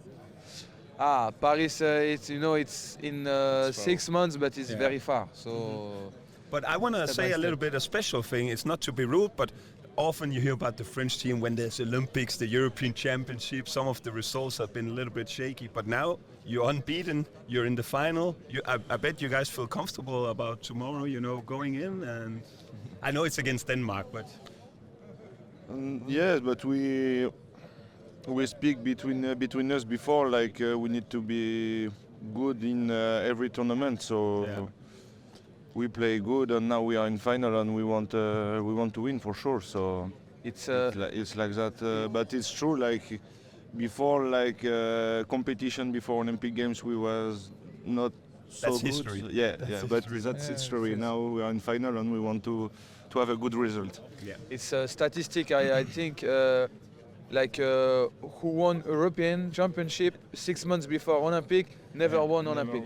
So if you tell me to choose now, of course maybe you prefer Olympic, but let's try to make history and win of both. course, why not? The French national team has done it before, so making history. So I think you're capable of doing it. And I don't know if you have any more questions, but maybe we should. I mean, we should absolutely relieve Hugo, because you have been around for quite some time. We and said media maximum, we could only have you maximum for 5 minutes, and now we're keeping you time. If I stay more, you need to pay me. Exactly. Guys, good luck tomorrow also. Thank Good you. luck, and thank you for coming and joining us. Thank you, bye. Oi. You wanted a high five. It's okay. It's okay. We see you guys. Oh, that was painful again. Jesus, why does that always happen to me? It's because you do the Bengt high five like this. I don't know. But I mean, you said yesterday that you were a fan. I don't know if I'm a fan, but I like it that you have your own kind of signature. Why do you play me like that? Sorry, it's not to pray you. I like that we shouldn't, be the same everyone. So I actually like that you have your own. I don't know how I do it. I agree with that. That's the way to. And now the Danish guys is also entering the arena, so everyone who was hoping for them to join us, they can look forward to it. And I think we can encourage a little bit our followers and the chatters to actually be a little bit more active when it comes in terms of asking questions. And now you have the chance. I don't know how often you get the chance to ask these kind of players questions, but they're entering it now, and we will see who we will get. It's not in our hands, but prepare some guys. I would look forward to that as well. And now that we are just right in between the French and the Danes, I would say let us give some predictions there. Who are the favorites actually for tomorrow in the final? I would say it's Denmark. Okay. Being the favorites, at least on paper. They unbeaten. Yeah, but I mean, can you really count that Danish loss defeat? I have to go into the match predictor now also, guys. On the Hone of Handball, remember to predict also for the bronze medal match and the final. It's the last chance actually to do so, right? It is, and it's the last chance to surpass someone on the table, and I am looking forward to that. As I'm looking to my left, you are doing your prediction, and I'm predicting, of course. I cannot do anything else as a Danish guy. I'm predicting Denmark to win, and it's no surprise. And to me, I feel comfortable about them. But you know what? We saw yesterday what Germany is capable of, what Sweden have been capable of against Denmark, and France will make it even tougher for them as well. So, in general, hoping for another great match day with the bronze and the final, but it's going to be 2 close games. I don't have any doubts about that. And as I said it earlier, it's written in the starts, whenever you enter this arena, something unexpected or crazy is going to happen. If it's extra time again, I don't know. If it's penalties, that would be amazing. We don't know, but it's extra time something would be awesome. What I'm also always curious about, it's always some player that we haven't spoke about, he enters the court, and then Oceans yesterday played a good game.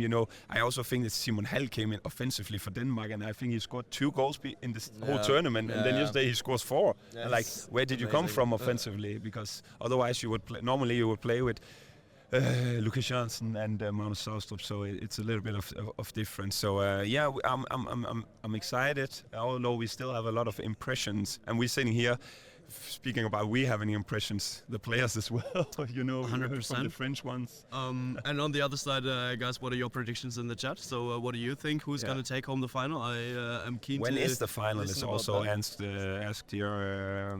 Sunday. Yes.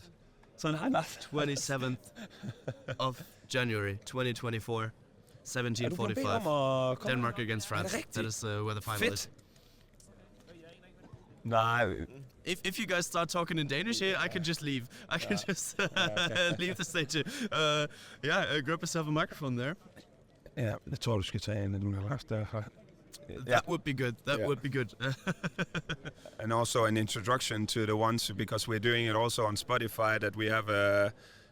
Should I put the word legend in front of his name, but it's Lars Krogh Jeppesen who joins us also covering from Danish TV station. Maybe you can tell us a little bit of your role being down here and put into words. Big expert of Danish in some of the show, so I read all the name dispatches. The one, yes, I'll bring my thing is by now. For the Danish team, I saw the numbers. I was supposed that semi-final yesterday will be shown. We are like 5.5 million in Denmark, but I think it will be 1.7, 1.8 that will see this handball match. So the interest is enormous, and that's of course why I'm here, because of the joy of the Danish people from handball. Maybe you, as a media expert right here, what's your impression? How high are the expectations from the media landscape in Denmark for this Danish national team? Very high, very high. No, but the Danish team is an unbelievable team. We have so many good players, and also the team around the players. Of course, Nikolaj Jacobsen, we saw it yesterday against Germany. We had problems first half. Then they used the break to find all the solutions, and then the Danish team came out and played a wonderful second half. So a very good team, very good organized, and yeah, a lot of faith that the team also will ending up with a gold medal around the neck.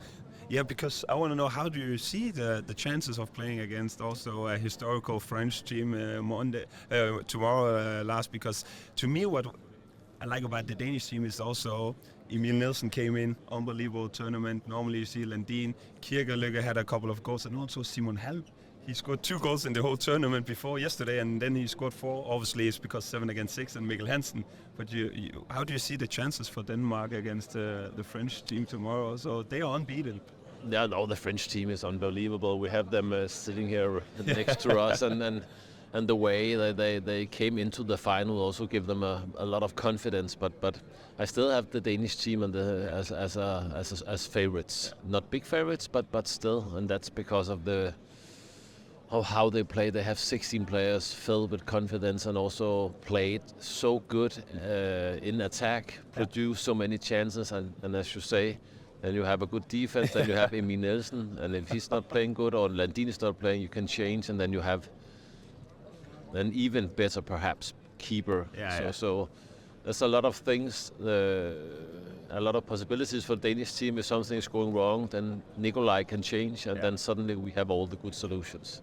How do you played in a lot of arenas yourself as a player, but also covered a lot of matches from the media perspective. How do you rate this atmosphere that was yesterday? I know us as a Danish guys, it was against us, but from my perspective, it was pretty unreal. No, unbelievable. I will give it. If I could give it 10 stars, I would give it 11 because it was magic to see all the German fans, also the Danish fans, but the atmosphere and how they do when they go to see a handball match. They're not just coming and watching and sitting on their hands. No, they want to have a party, and I like the mentality here in Germany. We could learn from it in Denmark. Yeah. You don't need a man who's telling everybody, clap your hands, or let's do this, let's do that. No, the atmosphere is automatically here, and it's fantastic. Yeah, I agree. You've been opening the topic of France being the only unbeaten team left in the competition, and that is due to the last main round game that Denmark lost to Slovenia. Did that game actually do any damage to the self-perception of the Danish team? I think even of the second row?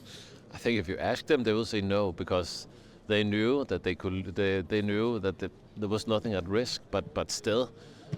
I thought it wasn't necessary. I had preferred that they were going out and playing with Gisel, Pytlik, and so on, and just let them play 15 minutes and just make it to have a good feeling. The most important for me is that you have a good feeling when you left the game, and then that was not what happened. They had a bad feeling going from this Slovenian game, and also yesterday also we had some problems in attack in first half. So I hope that this victory yesterday will give a lot of confidence, and the team will continue playing like they have been doing all tournament, producing a lot of chances and then hopefully also making a lot of goals.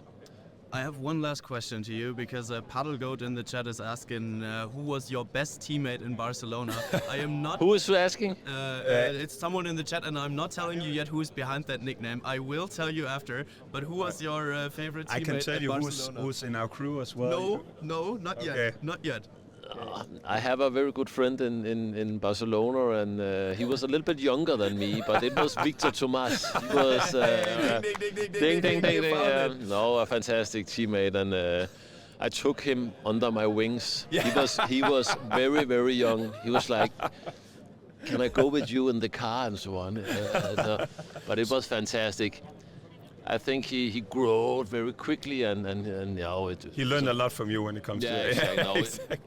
As a fantastic mentality and a fantastic handball player. Yeah. And you're getting a hug here as well. Thank you. Thank you. Hello. Okay. Yeah. Okay. You freeze? Okay. And also joining us here, Rasmus Lauge, as I said to the other ones, we're doing a podcast also, so we have to introduce you guys, although we have a live camera on for the ones who's not.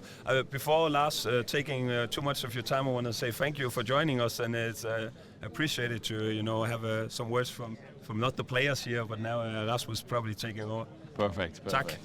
Thank you. See you. See you, Lars. Congratulations for making it to the final.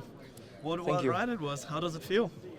It feels amazing. It's quite an experience yesterday to play this game in front of 20,000 people. It was an amazing atmosphere, and we tried to enjoy it. Felt the pressure, of course, but in the end we got the upper hand.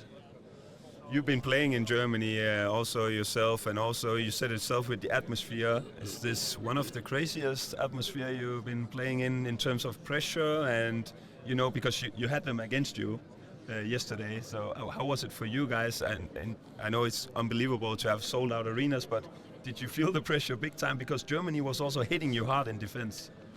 Yeah, I think it was mostly this line what they allowed the German players to play at. They played with a lot of physicality in the first half, and it was quite difficult to overcome it. Nonetheless, we created some big chances that Wolff was saving in the first half, and I think if we just turned around or made these good chances into some goals in the first half, we would have led also. But of course you feel the pressure, you feel the tension. But I think it was a fair atmosphere. They were cheering for their team and booing at us, so it was nothing extraordinary. It was just a very good pressure. Surprise! A home country is against the opponents. That's what I mean. It wasn't a big surprise. It would be like this, and I think in the end we tried to enjoy it and to remember this experience. Yeah. And actually, it's quite interesting that you say like that. If you had gone for your chances, that you could have led by halftime. The Germans had the impression that they could have been leading by even more. So, would you share that impression? I guess it's how you view it, no? But I think he was the saves that he had in the first half was excellent. It was clear chances what he saved, and we missed some shots also over the goal and next to the goal. So yeah, I guess it's how you view it. Which point of view you have. Yeah, fair enough. Also, from their perspective, I kind of also heard it like if they wanted to stay in the game for a longer period of time, because the longer they could make it closer, the more they would get the arena with them also. And they also said that they had to play the perfect game, But how crucial was the 7 against 6 for you guys to change the rhythm and also gain the success from it that you had? Because I said to Lars also, Simon Hall was playing a big part. You haven't been playing that much offensively. Man, I think we don't give enough credit to him. He has been playing outstanding the last matches. When he needed to take over from Mølgaard, he has been our.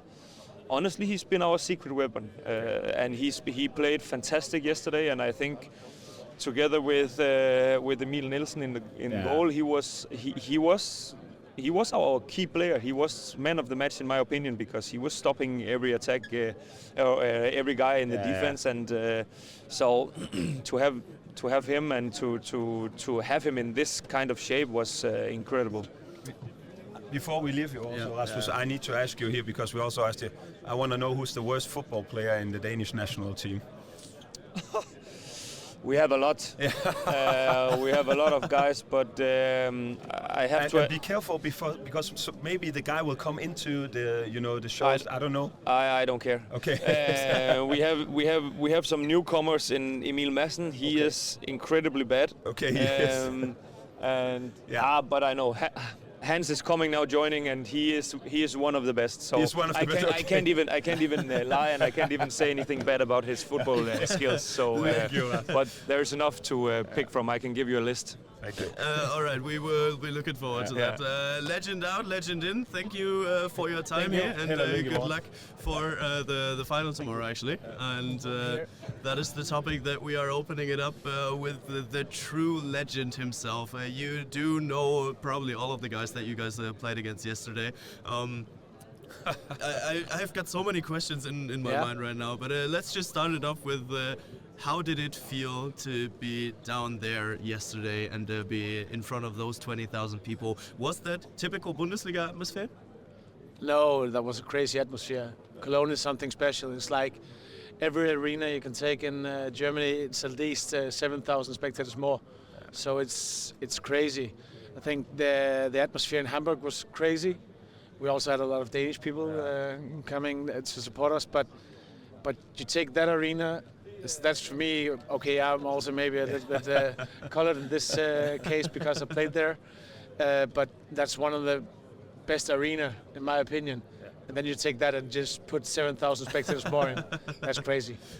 So if you guys didn't realize yet, this is Hans Lindberg sitting next to us, a true Bundesliga legend, all-time top scorer. There's so much to talk about with you. We only have to do the introduction because we make a podcast, to be fairly also. So that's for the one who's not looking at us, only hearing us. But I want to know, Hans, without being rude here, how are your body feeling here in the late stage of the tournament, and are you enjoying the rest days that are coming?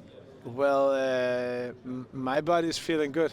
I didn't play so much, so I'm in good shape, and I'm ready to tomorrow. And there's not going to be so many rest days because we start next Sunday in Berlin with the first important game, quarterfinal in the cup. So at this stage, I don't think it matters if people are tired because it's a final. So I mean, your head is already thinking towards the next week, and no. Of course not. But yeah, that's the case every year. There's no break really. We get 3-4 days off, and then it goes on. So it's same procedure as last year. Same procedure as every year, Miss Sophie. Yeah. That's what I would answer to that. So we have been discussing a lot about this Danish team, and I would be interested in your opinion. What is even better? What is the key factor for Denmark? Is it the goalkeepers? Is it the backcourt? Or is it the depth of the squad? All of it? Yeah, all of it. It's you could ask the same question to the 4 other teams, maybe, more or less, in the half-finals. You can't take one thing away. If you take away our goalkeepers, then our defense is not as good because, how can you explain it? Our defense is good. We make good conditions for our goalkeepers, and of course, then you have 2 of the world's best goalkeepers in there. And if one is not having a good day, then you just change and put the other one in. It's pretty unbelievable. But Hans, also we asked Rasmus before he joined us. Probably heard it. Worst football player in the team, in the Danish national team? Worst? Yeah, worst. There's a lot. Rasmus said the same. The you younger guys coming in. You can take the question and turn around and say, who's good at football? And that's maybe just a lack of quality in the team. So it's at least we have a couple of least worst players. So it's. Where do you rate yourself there? I'm at the top of the not so bad players. And where on the field do you position yourself? Are you more in the offensive? No. I'm just I'm staying up on the attacking side, not running so much, just waiting for the ball to come. I mean, that would be something to give you guys a little handball break, to implement a football tournament after the Euro, a week after the Euro, with all the semi-finalists, to see to prove how good you guys are at football. football as you actually are. That could be crazy, yeah, but yeah, we have our own little tournament because we always play the same teams. Fair enough. East Germany against West Germany, or Denmark, of course. But but that's a small competition in the team, and we start every training with 10 minutes of football just to. One thing is get warm, but the other one is also it's always a good thing to get the mood up again. Some players didn't sleep so much, so it's a good way to start the training. Yeah, actually, you're the perfect player to ask that question to, because it has been 12 years since Denmark has not taken home the Euro. 3 World Championships back to back to back are in that meantime. Where is that level of the Euro at? Is it the toughest competition in the world?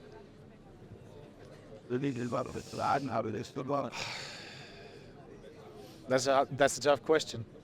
Thank you. Because I would also say it's hard to win the World Championship.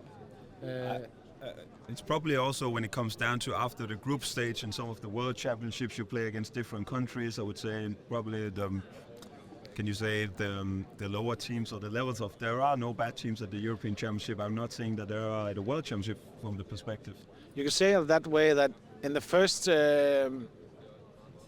group phase it's easier to get punished if you have a bad game. We saw it ourselves in 2020, where we had a really hard group, and it didn't have the small of luck in the end of 2 games. So our tournament was over before they actually started, and that's maybe the definition of European Championship. You can't have any games where you're not there, where you don't deliver, because if you have one game, that game could actually mean that you're out. Yeah. So fair enough. We're stealing your time here, Hans. We're actually only allowed to have you for 5 minutes, so we're gonna get some. Our boss is gonna kick our ass if we don't throw you out here. Although we want you to stay, and you can come back if you have time for it. But thanks for your time, and you're welcome. You. Thanks a lot. Hella lykke. It's not hella lykke, it's Kikkerlykke. It's coming in and joining us here right now, Niklas Kikkerlykke. How do you feel? How's it like being in a European final? Yeah, it's nice, of course. It's my second final in 2 years now, so I'm looking very much forward to the game tomorrow.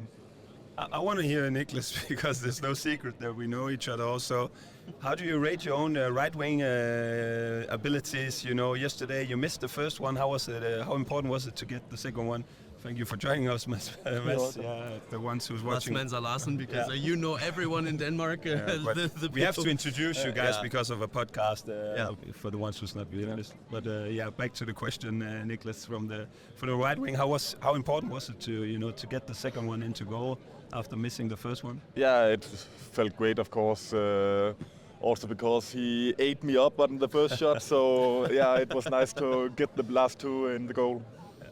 Actually, how does it feel to stand in front of Andi Wolff? So we were asking a question to Hugo Descat whether which goalkeeper he hates to score penalties against or to shoot penalties against.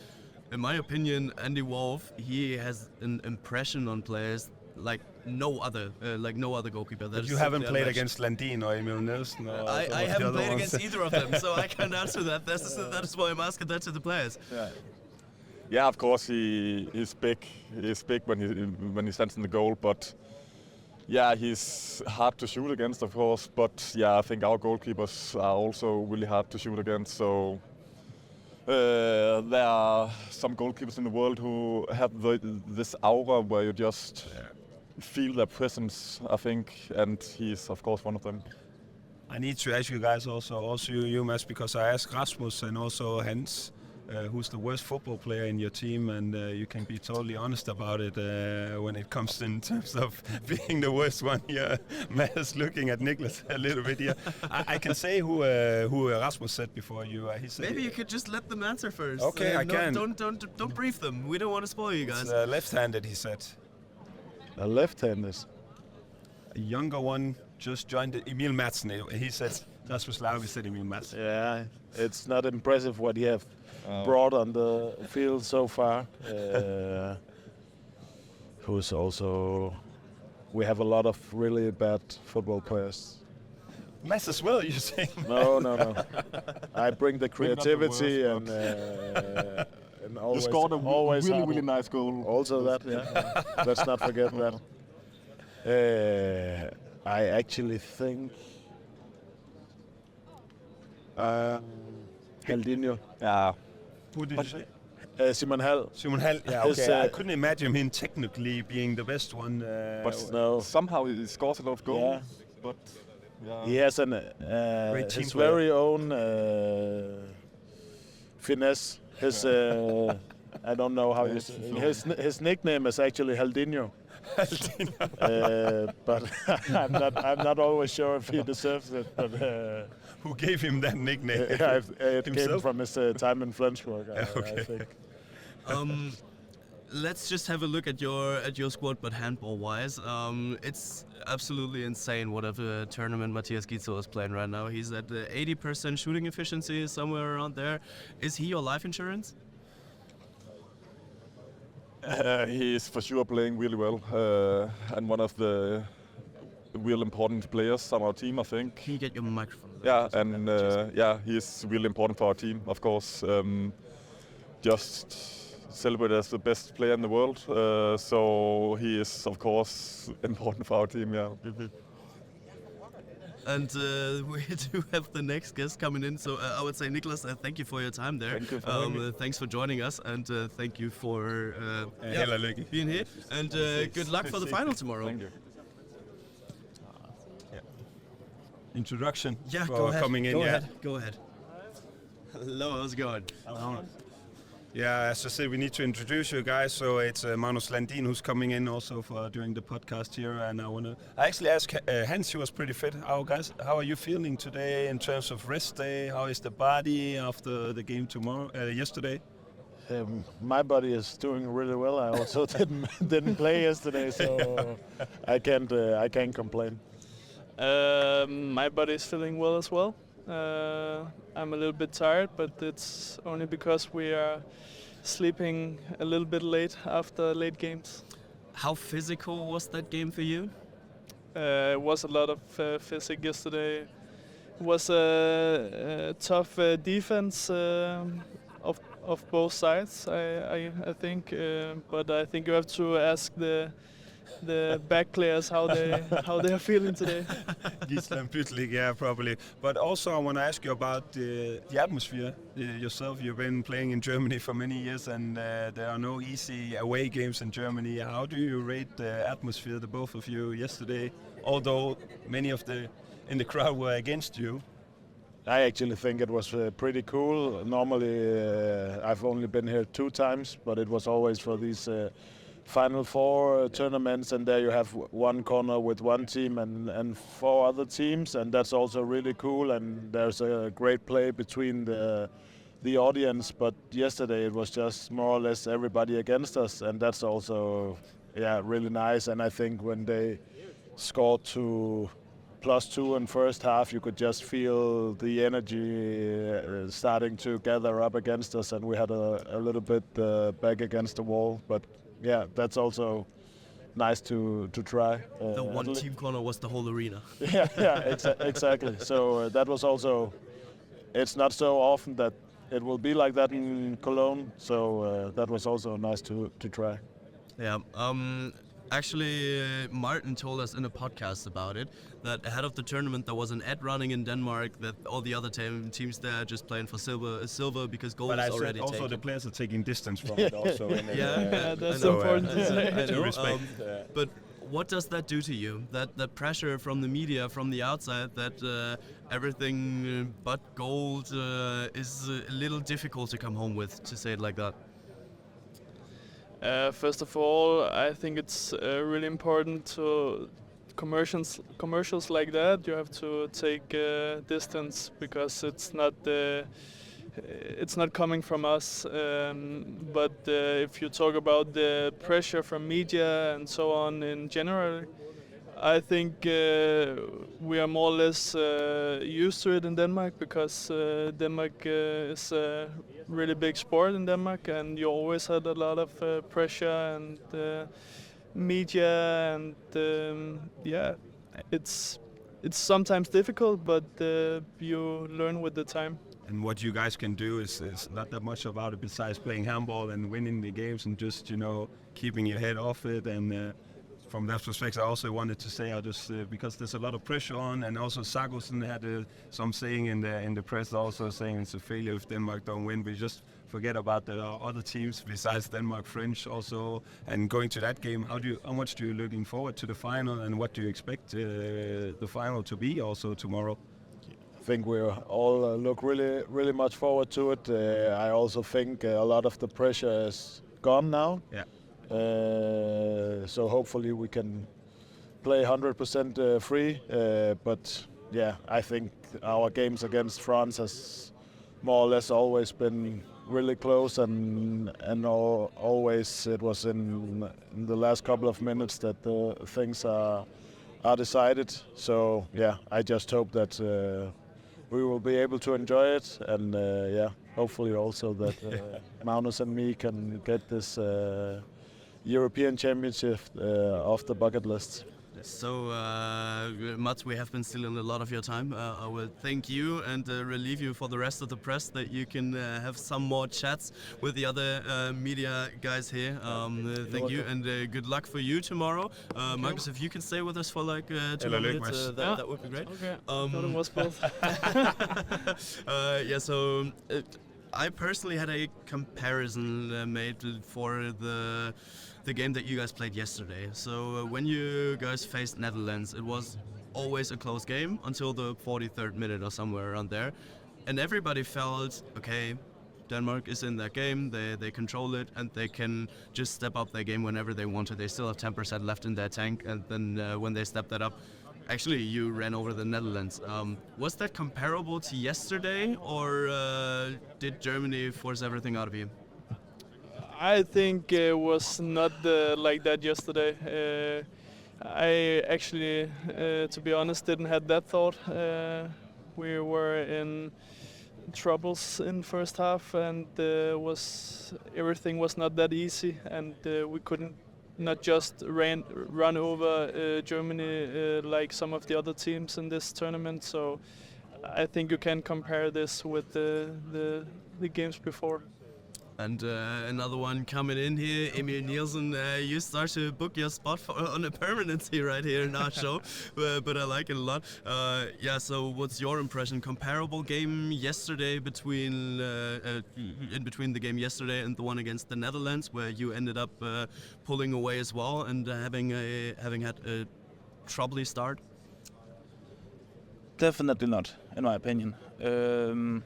Yesterday was much more physical, and we were under a lot more pressure from the fans. So overall, yesterday we were in less control than we were in against the Netherlands. But yeah, okay, we won the game. But if you look at the score, we also beat the Netherlands with +10. So that's also says the difference.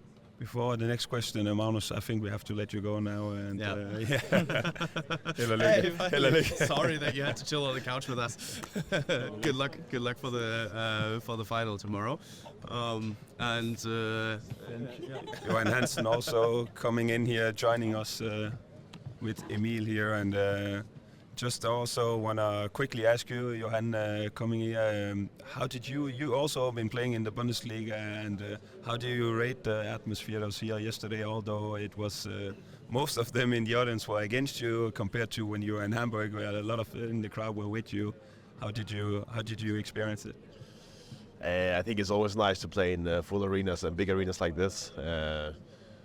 I think for me personally, I think sometimes I like it more to play in a crowd where they're against you than with you, because it's always nice to hear the fans. And in an arena like this, it's amazing. The German fans have a great culture a great fan culture, where they always make a lot of noise and cheer for their teams. If it's in the Bundesliga or the national team, it's always nice to play here in Germany. I actually need to talk with you, Emil, about one certain game throughout the tournament, and I am keen to see whether this actually has a special place in your heart and in your mind. The one against Czechia. where you were subbed in the 25th minute, coming in, conceding 5 goals. You saved 13 out of 18. Completely rightfully, you ended up being man of the match. Is that a game that you will remember? Or is that typical Emil Nielsen, like, it's my job? Normal day at work. Doing a good job. It was special for me for sure. It was also my first real championship game. Of course, I had one against Congo in 21, but in my opinion, it doesn't count as much. So for me, it's gonna have a special place in my heart for sure. It was a great game. It was a fun game. Everything clicked. So. Well, yeah, and when everything clicks and the defense is great, then you play on 72%.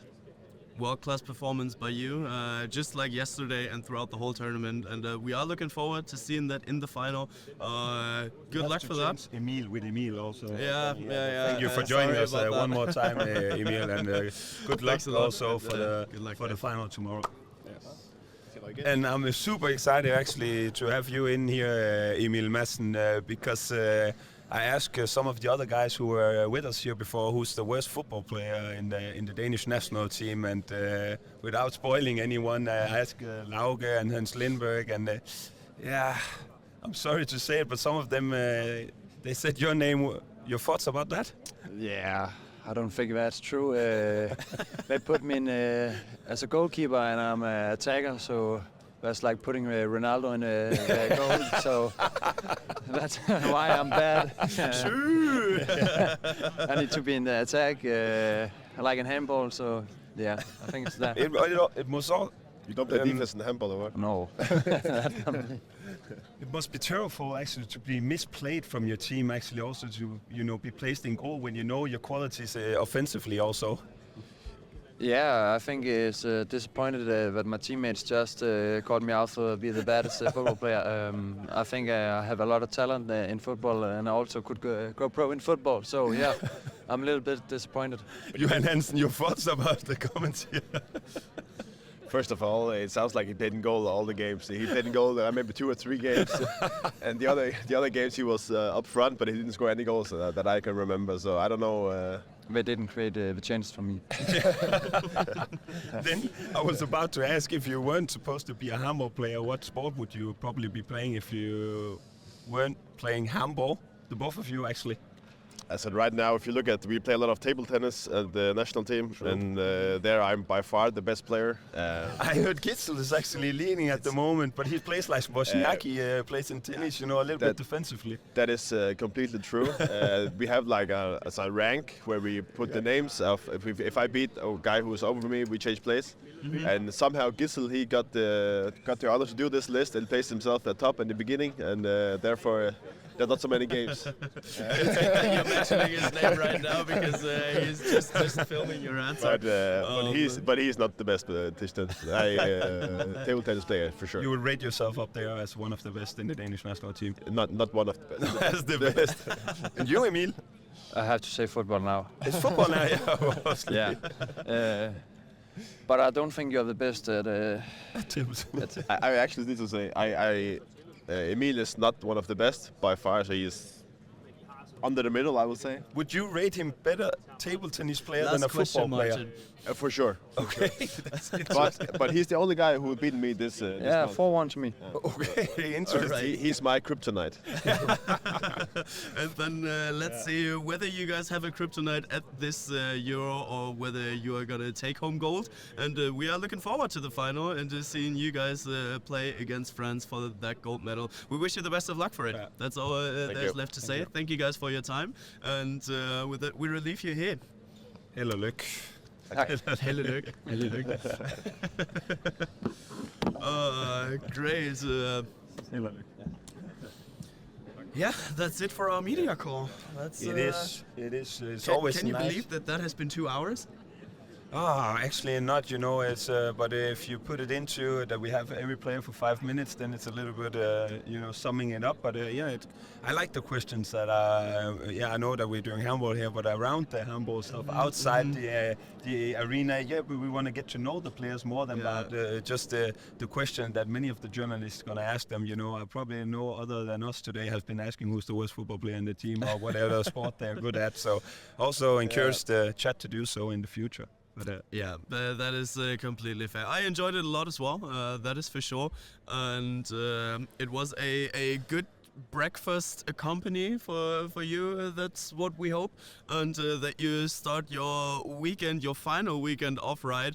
And with that, I can almost say, if I'm looking into the direction of the director, that we can close it here right now, because that has been it for our media round, and there's a lot of things left to do. One of them is playing paddle. That will happen today in 2.5 hours. It will be streamed. I think we are going to do it on our social channel, so I'm definitely going to do it on my I don't know Instagram anything channel. about the program today, to be honest, but I'm looking forward to hear it afterwards. Yeah. So join my Instagram, bengt.kunkel, if you want to watch Victor Thomas getting beat up in paddle by Martin and me, and that will be good.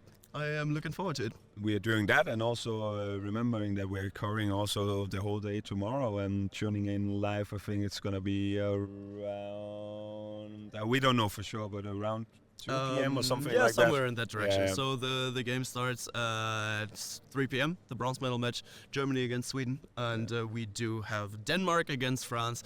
The all-foreseen European final, the all-foreseen Euro final, and I'm looking forward to it, and that's where I would say thanks for tuning in, and see you later, guys, and adios. See you guys tomorrow when it's time to talk handball again. Ball across to Dylan Nahi, double in flight. Oh, what a start! Into the net. She does it again. Yeah.